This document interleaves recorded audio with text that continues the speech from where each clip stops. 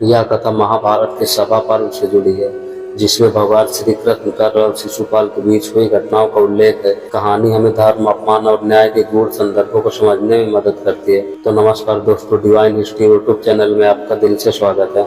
यह घटना तब किया जब पांडवों ने राष्ट्रीय यज्ञ का आयोजन किया। युधिष्ठिर ने इस यज्ञ के माध्यम से सभी राजाओं को अपनी अधीनता स्वीकार करने के लिए आमंत्रित किया। यज्ञ में विभिन्न राजा, महान योद्धा और ऋषि मुनि उपस्थित थे। यज्ञ के दौरान यह निर्णय लिया गया कि सभा में वो सबसे प्रमुख व्यक्ति का चयन किया जाए और उन्हें अग्र पूजा का सम्मान दिया जाए। सभी ने भगवान कृष्ण को अग्र पूजा के लिए सर्वोत्तम पात्र माना।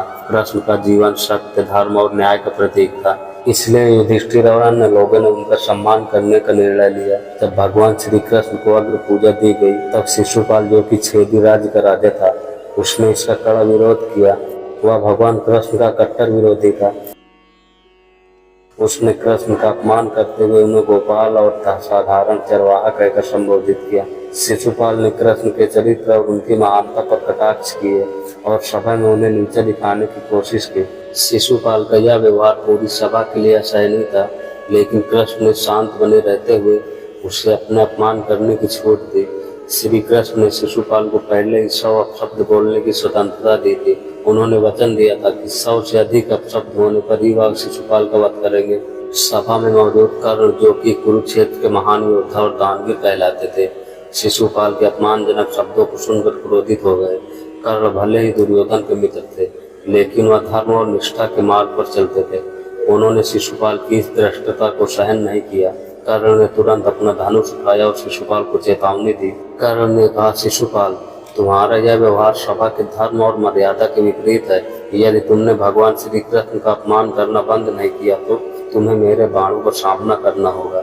कर्ण की इस प्रतिक्रिया से सभा में सन्नाटा छा गया। यह कर्ण का साहस और न्यायप्रियता थी, जिसने सभी को प्रभावित किया। हालांकि शिशुपाल अपने अपमानजनक शब्दों के बाज नहीं आया। वह लगातार भगवान कृष्ण की निंदा करता रहा। जब शिशुपाल ने 100 अपशब्दों की सीमा पार कर दी, तब श्री कृष्ण ने सुदर्शन चक्र का आवाहन किया। चक्र ने शिशुपाल का वध कर दिया। शिशुपाल के वध के बाद भगवान कृष्ण ने बताया कि शिशुपाल का जन्म एक श्राप के कारण हुआ था और यह उसके मोक्ष का समय था। उसकी आत्मा ने कृष्ण के चरणों में जगह पाई। इस घटना में कर्ण का साहस और मर्यादा के प्रति सम्मान स्पष्ट दिखता है। हालांकि कर्ण दुर्योधन के पक्ष में थे, लेकिन उनके लिए धर्म और न्याय का पालन सर्वोपरि था। यह घटना यह भी दर्शाती है कि सच्चे योद्धा केवल अपने पक्ष के प्रति वफादार नहीं होते, बल्कि धर्म और मर्यादा की रक्षा के लिए हमेशा तत्पर रहते हैं। यह कथा हमें यह सिखाती है कि अपमान और अधर्म का समर्थन करना किसी भी स्थिति में उचित नहीं है। चाहे कोई व्यक्ति कितना भी शक्तिशाली क्यों न हो, उसे अपने शब्दों और कर्मों का ध्यान रखना चाहिए।